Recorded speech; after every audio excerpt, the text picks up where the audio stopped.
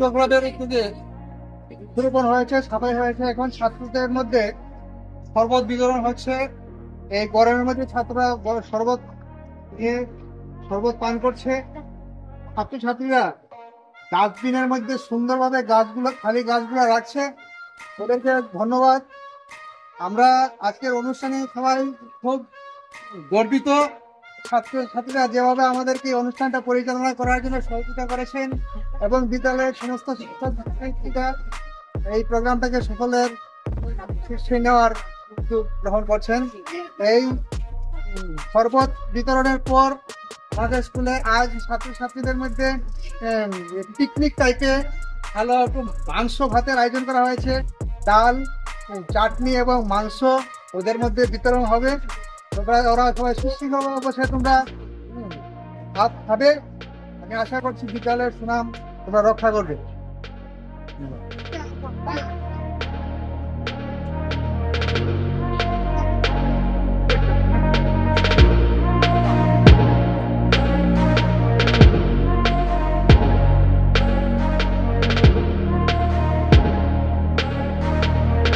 Ini sorbat bahayong katu thoka ekat thoka ka jata pal hurre hindi tai bo khorang tau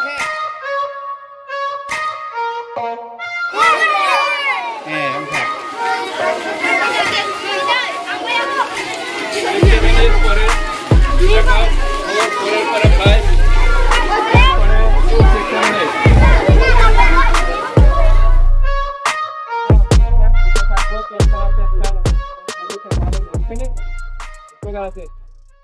সময় ঠিক না ভালো হইব পেট খারাপ এগুলো ভালো সাপোর্ট খাইলে ঠান্ডা থাকে। ধন্যবাদ।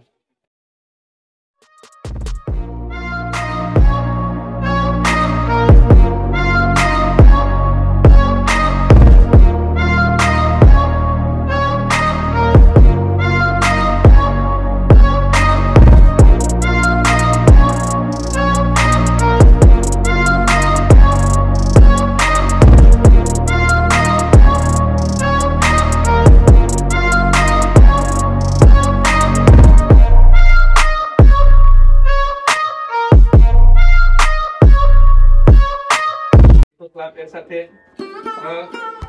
আমরা গঠিত সারা ভারতবর্ষ বিরাট বড় দেশের গণতন্ত্র দেশের একটা নাগরিক হিসাবে আমরাও স্বচ্ছ ভারতের একটা অংশ হিসেবে আমরা সাফাই করলাম।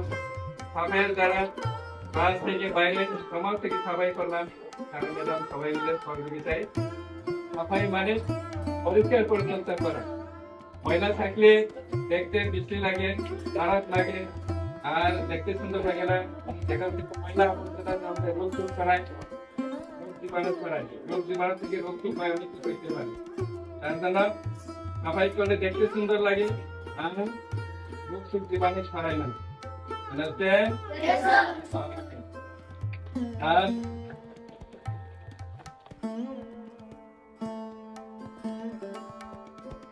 এরপরে আমরা করলাম কি, এরপরে সাফাই করে কি করলাম, সাফাই করে গাছ লাগালাম।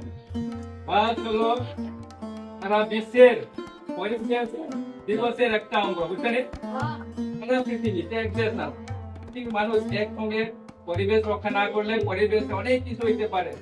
আবহাওয়া গরম হইতে পারে, মতো হইতো না, হঠাৎ বৃষ্টি বেশি হইতে পারে, যে খরা হয়ে যাও দান হইতো না, কম হইতো না, অনেক কিছু খরা মহামারী অনেক কিছু দেখা দিতে পারে। সেজন্য গাছ একটা জীবন বাঁচায়, একটা না অনেক জীবন বাঁচায়। একটা গাছ থেকে আমরা অক্সিজেন পাই।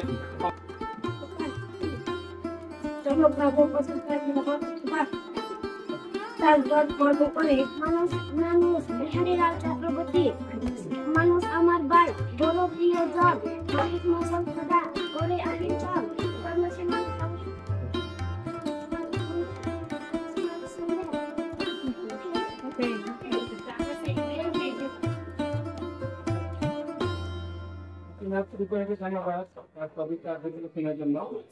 এখন আমাদের সামনে আহ্বান জানায় ক্লাস 7 থেকে বিকাশ দেব।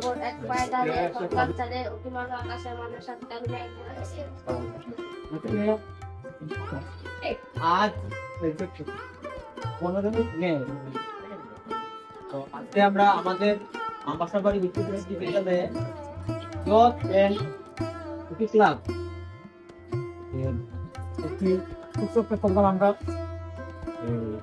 উদযাপন করতে চলেছি। এতে আমার বিদ্যালয়ে উপস্থিত আমার সহকর্মী বৃন্দ, উপস্থিত অভিভাবক এবং আমার প্রিয় ছাত্রছাত্রী সবাইকে আমি আমার তরফ থেকে আন্তরিক শুভেচ্ছা এবং ভালোবাসা জানাই। তো আজকে এই প্রোগ্রামের মূল লক্ষ্য কি? আজকে যে আমরা এই প্রোগ্রাম করতে চলেছি, এটার মূল লক্ষ্য কি? এটার মূল লক্ষ্য হলো আমরা কিভাবে আমাদের আরো সামনের দিকে এগিয়ে নিয়ে যাব, আমরা কিভাবে আরো একজন সচেতন নাগরিক হব, আমরা কিভাবে আমাদের দেশকে, আমাদের পরিবেশকে আমরা রক্ষা করব। তোমরা সবাই তো জানো যে আমাদের পরিবেশ প্রত্যেক দিন কি দূষিত হচ্ছে।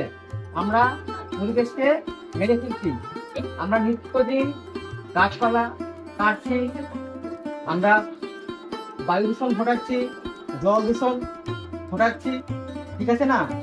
তো এইসব যাতে আমরা না করি, এর থেকে আমরা কিভাবে, মানে পরিবেশের কি তাপমাত্রা বেড়ে গিয়েছে না, তো এর থেকে রক্ষা পেতে গেলে আমাদের কি করতে হবে? গাছ, প্রচুর পরিমাণে কি গাছ লাগাতে হবে। গাছই হলো কি আমাদের অস্ত্র, গাছই আমাদের এই গরম থেকে কি আমাদের অব্যাহতি দিতে পারে।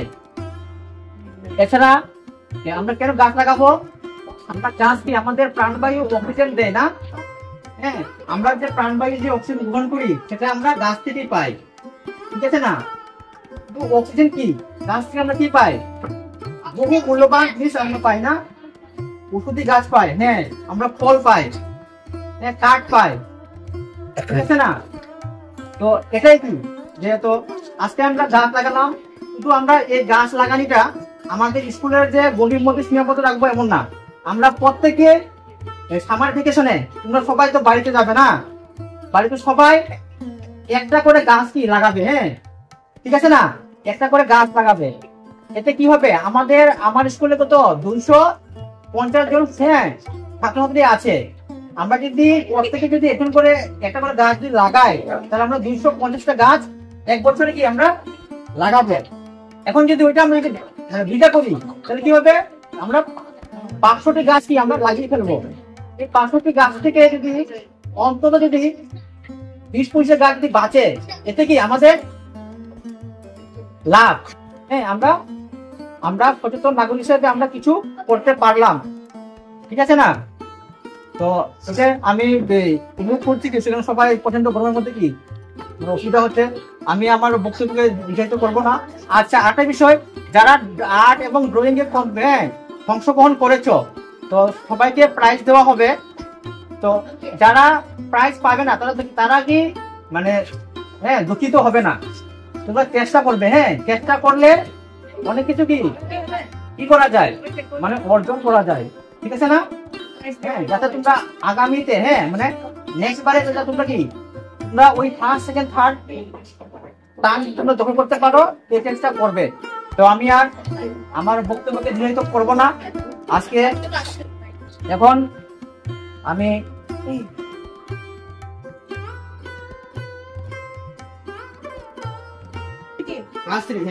এরপরে দ্বিতীয় স্থান দখল করেছে মনসা ত্রিপুরা, এবং তৃতীয় স্থান দখল করেছে নয়নজয়। দাঁড়াও আমি তোমাদের অনুরোধ করবো, তোমরা সামনে এসে পুরস্কার নিয়ে যাও। রাকেশ ত্রিপুরা, ননসা ত্রিপুরা এন্ড নয়নজয় ত্রিপুরা, তোমরা সামনে এসো।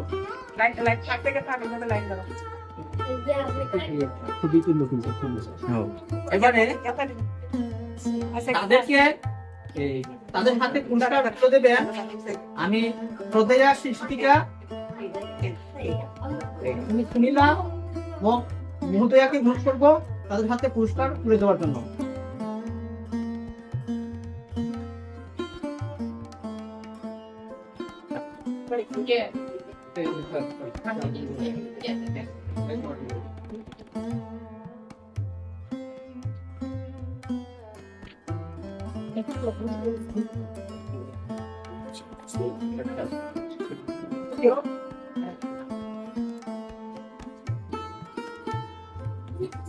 এবার যারা প্রথম দ্বিতীয় এবং তৃতীয় দখল করেছে তারা হলো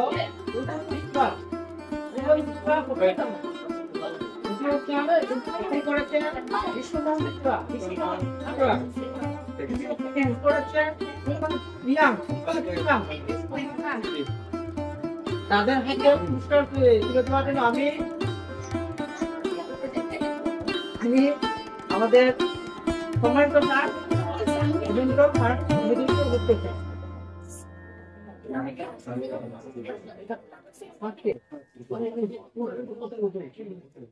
সবাইকে থাকতে যাওয়ার জন্য বলছি।